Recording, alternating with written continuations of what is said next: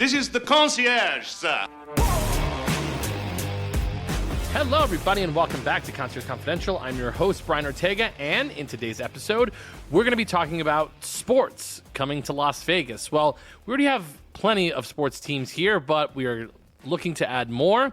We obviously have the A's that are scheduled to experience their first season in 2028. We also had the NBA just vote that they wanted to explore expanding to Las Vegas. That was a unanimous decision, so that's going to be very interesting as well. And then we also have news that the Super Bowl is probably going to be coming back to Las Vegas in 2029. Those last two items being not set in stone yet, but for the most part, probably going to happen, which we'll talk about on the other side.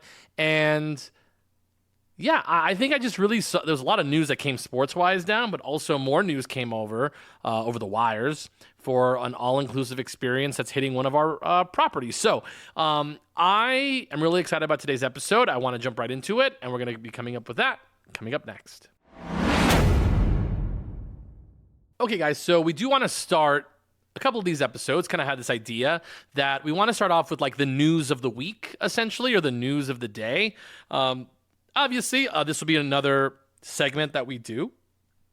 We'll try to do it every episode. Sometimes we don't have, new news all the time, but we're going to try to hit off a little bit of news of what's going on in town, what has put us in the news as a city, and all that good stuff. So in today's episode of What's Going On in Las Vegas, we'll come up with a really good title for it, I promise, but let's go news of the day for right now.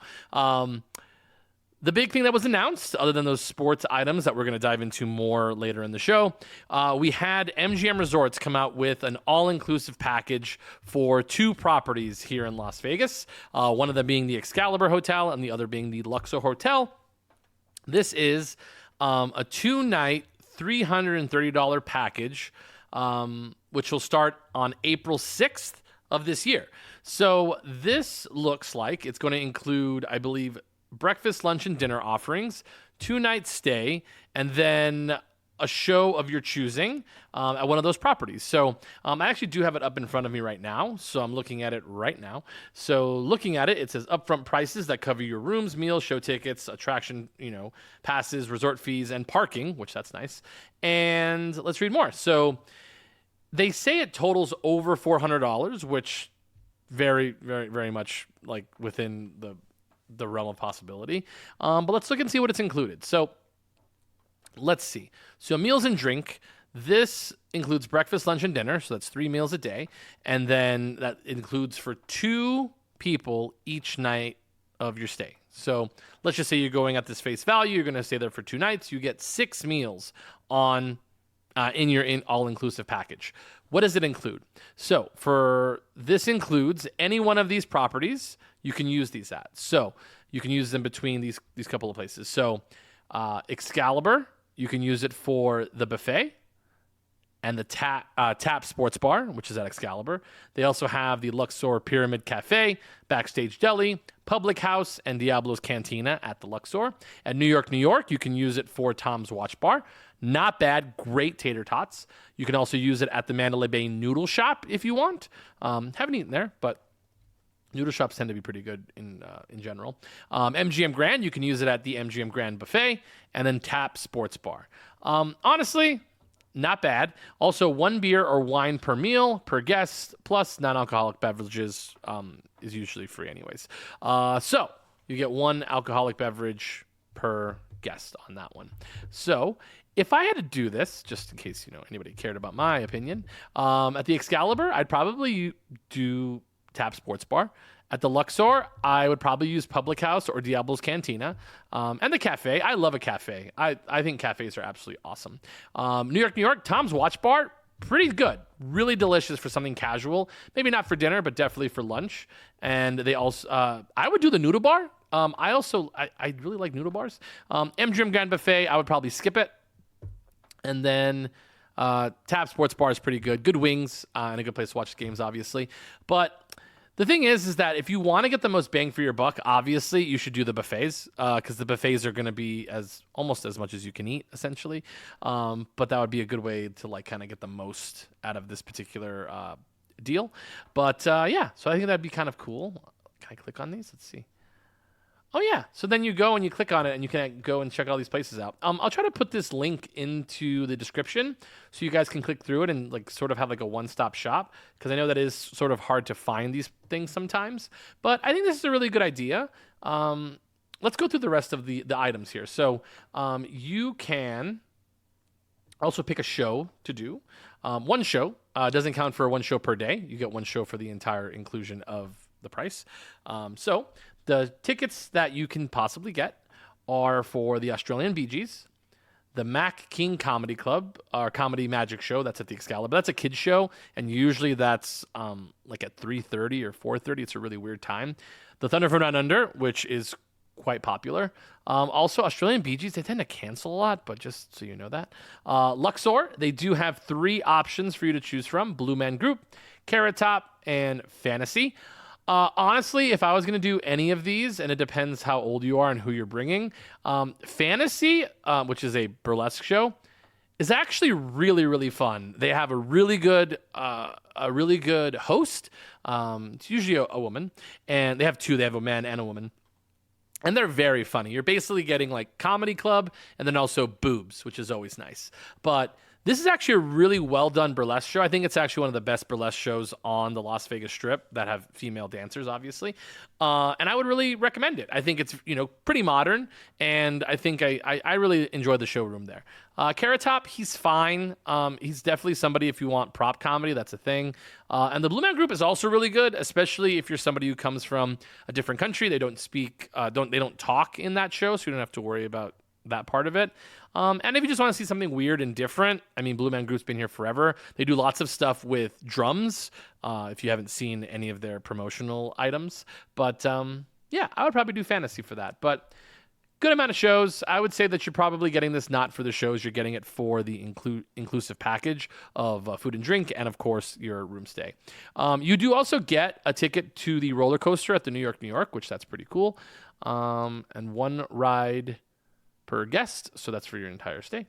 And then let's see, and then you can just get the app and download it. But there are like a lot of FAQs that you can go through on this as well. But I think it's actually a pretty good idea, especially for somebody who wants or has been, talking about how expensive Vegas has gotten. I think this is a step in the right direction for MGM Resorts. And again, like some people might look at this and say, oh, Vegas is dying, they have to resort to this. Well, we're trying. We're trying to do different things. And if you don't want to do it, that's fine. Then don't do it. But if you are somebody that has been saying, well, Vegas doesn't, care about us anymore, this is what they're trying to do. They're trying to put their best foot forward. And to be honest with you, MGM can do this. They aren't going to be sold anytime soon.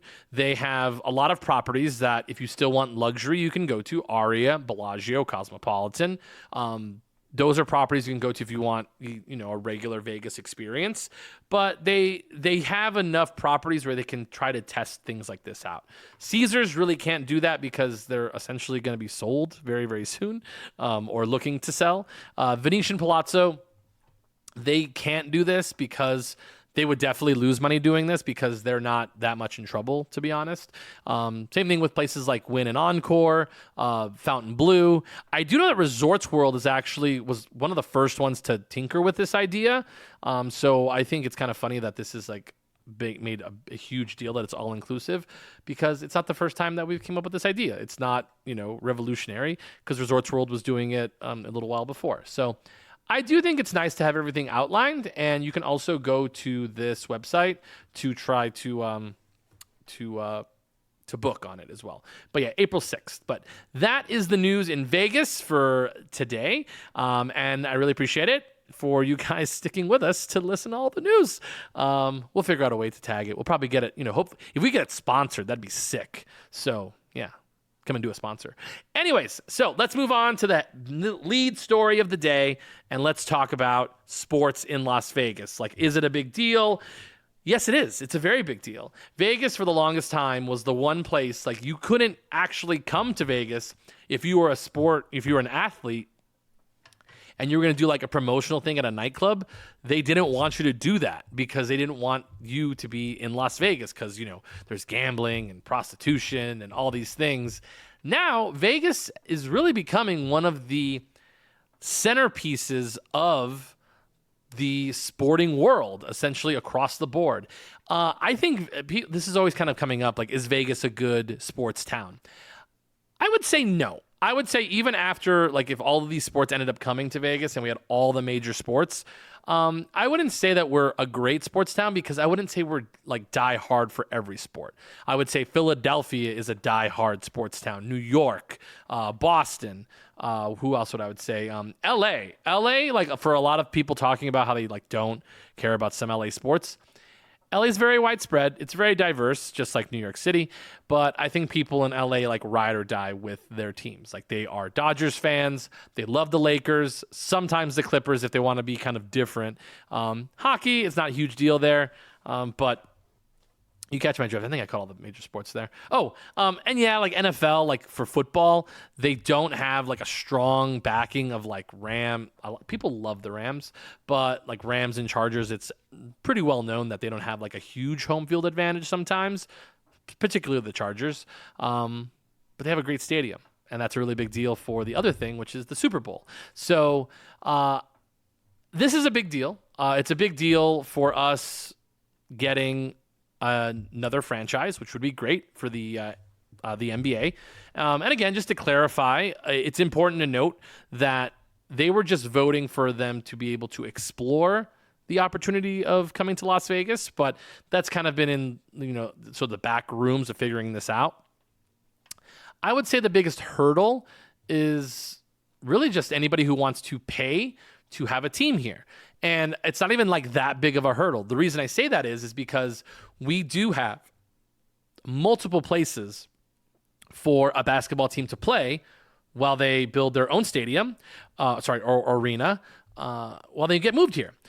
Because the thing is, like for the A's, for example, they couldn't have the games at the Las Vegas ballpark because it's not big enough, essentially. And that's really the only place that we can have games. We also have Cashman Center, but that place is terrible. It's a dump. But Las Vegas ballpark's not bad. They will be playing a couple games this season, I believe, but they needed to build a stadium, and we have to build the infrastructure for a baseball stadium specifically. But for basketball, which is even more interesting, is that we have places that they can play. We have the T-Mobile Arena. We have the Mandalay Bay Event Center. We also, if we really wanted to, we could have it at the MGM Grand Garden Arena. Are we going to have those for, 82 games? Probably not, especially because a lot of these places double for concerts. So it's really hard to just sort of say, just put it at MGM Grand Garden. Not as realistic. It is more realistic, though, for T-Mobile to be able to accommodate that. They have had professional games there before. There are many examples of cities sharing stadiums. The one closest to me would be SoFi Stadium. So sorry about that. It would be the Staples Center, which is now the Crypto.com Arena, which is in downtown LA. They share with the Lakers and the LA Kings. And for the longest time, it was like the Lakers, the Clippers, and the Kings were all in one area. So it is very doable to where they don't even have to build a new arena, which we kind of covered that on one of our last episodes about like unbuilt things. I think it helps, like if we do have something built for one particular area, but I think it would only be a value add for the city, because for our city you can never have too many arenas because we always have concerts and a need for concerts, especially for big weekends where people want to like all be here. It's a very doable thing when you have more than one or two arenas to accommodate. So I can see them building a new one, and I can also see them just having the games at T-Mobile Arena, which would be just fine. So MGM has already come out and said that we would love to be a place where the new NBA franchise would want to play. So I really don't see that being a problem of being like where do they play. It's really who's going to want to pay for this team and the expansion fee to build here in Las Vegas. And on another note, I think it's actually a really good thing that this is an expansion team and not a relocation move, which have been a little bit rockier. Like I would say the Raiders are a huge franchise, and it's the NFL, obviously, but that team really feels like it was more connected to California specifically, which obviously they played there for so long. But them relocating, it doesn't feel like ours. It doesn't feel like our team. I'm a Packer fan, by the way, so whoever moved to Vegas was not going to get any more support from me, although some people identify with the Raiders, but it really isn't an identifier. A great case in point is the Vegas Golden Knights. The Vegas Golden Knights were built for this city specifically, and it really was an important time when they were coming to Vegas. They really sort of, brought the city together, and everybody feels connected to that team. Like when I say, oh, like the Vegas Golden Knights, that's not my team because whatever, but it is what I quantify as Vegas. So people, I think, if we have an expansion team, are going to connect with this basketball team. I really do, because it's going to be theirs. It's not going to be somebody else's. So I think that's a really good thing going for the expansion team. I think the A's are going to be on the similar track as the Raiders, because they're coming from a different place. They have to sort of rebuild the brand awareness around that team. So I do think that that's going to be a little bit tougher of a sell, but they're coming, and that's cool. I have no problem with there being a baseball team here. Another thing comes up a lot is like public funds and that kind of thing. I haven't seen anything like of my tax dollars affected, to be honest. So I don't have a problem with it. I don't know if, like, cause I don't have kids, like I don't have a house, so I don't see it affecting me. But I guess other people say that it affects them. That, where's the money coming from? Honestly, I don't care. It's just one of my things. But I do think that they've been circling this for a long time. I do think that Las Vegas will get an NBA team. Wondering what the name of the team is going to be really, really interesting. But I do think they're going to be very successful. I know people who love when Summer League comes. It's a huge deal. I think people are gonna really love it. So let's move on to the other bit of news. So what was the other sports news today? Oh, that Vegas will also be most likely getting the 2029 Super Bowl, which we've already hosted a Super Bowl once. I feel very strongly about this, that Las Vegas is a top 3 Super Bowl host city in the entire nation. The only other places that I can say that probably match it, and these are in no particular order, are the in Glendale, oh my goodness, I forgot, the State Farm Stadium. Sorry, it's had many names, where the Cardinals play. Just because they've had it there for so long, it's in a very large space for like a stadium. They also have an entertainment district, which is really nice. They have many hotels that are not just near the stadium, but in the entire city. So I do think that works out as a very good host city for the Super Bowl. I've never been, but I would say that they love Tampa. They love the games in Tampa, which is, I guess it's just like their thing. They really like it over there. There has to be a reason why, but I've never understood it. But they have it there a lot, so I guess they really like going there. I would also say that Jerry World in Texas, Dallas Stadium or AT&T Stadium, is well equipped to handle Super Bowls. It's very large. They have an infrastructure built for big, giant events. Obviously, hotels and stuff is a very big part of this. And that's why I think Las Vegas is so well suited for the Super Bowl, because everything is so compact and so accessible for big events. I would say this 1,000%, that Vegas is the best host city for any sporting event, any major sporting event. I think Vegas is the best, because we have an airport that is very close in relation to our city epicenter. We have many hotel rooms, lots of hotel rooms. We have so many convention centers inside of our hotels. We were able to house different activations, media events, and you don't feel like you're in the middle of nowhere. A really good example of this is our most recent Super Bowl, which was in San Francisco. Well, depends on who you ask where if it was actually in San Francisco, but the stadium is so far away from the actual city center of San Francisco that you don't feel like there is a connection.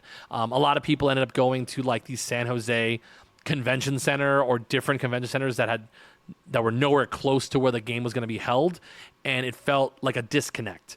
The cool thing about Vegas was that when we had the Super Bowl here, was that the Radio Row, which is a huge deal in the week leading up to the Super Bowl, was that it was at Mandalay Bay, which was basically in the shadow of Allegiant Stadium. It was very close, so you can feel the energy. But also, things are much closer here as well. Hotel rooms, restaurants is a huge deal because people need to eat. We have plenty. We also have lots of convention center space, like I mentioned earlier. We do have other we have other airports as well. So we have McCarran International, we have Henderson Airport, and we also have North Las Vegas Airport. Nobody ever goes there, but those are good places for private jets, and we have plenty of car services. We have all the major needs that you would need for a major event.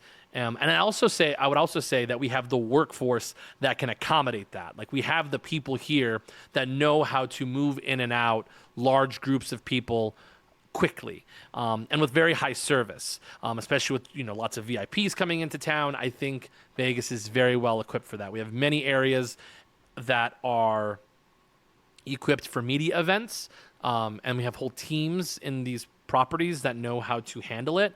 I think our backdrops are really, really cool. We do have good weather, so that's also a really nice thing, even though it did sort of rain a little bit the lead up to our last Super Bowl. But I do think that Vegas, just in general, that's going to be hosting a Final Four, I believe, next year, or the Sweet 16. I can't remember which one it was.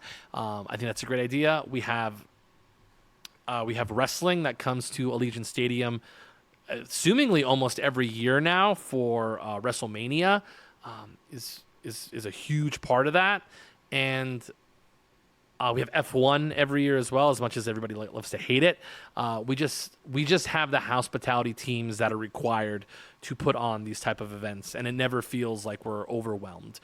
We've also fixed our freeway system, so that's really helped as well. So I do think that Vegas as a host city for major events is great. I do think that we were just kind of like behind on getting to host the World Cup. I think part of it was that when they were doing the bidding process, the Allegiant Stadium wasn't built yet. So the only problem with them is the parking situation. I think that's the one major knock on Allegiant Stadium. But many people figured out that you just park at Mandalay Bay, the Luxor, Excalibur.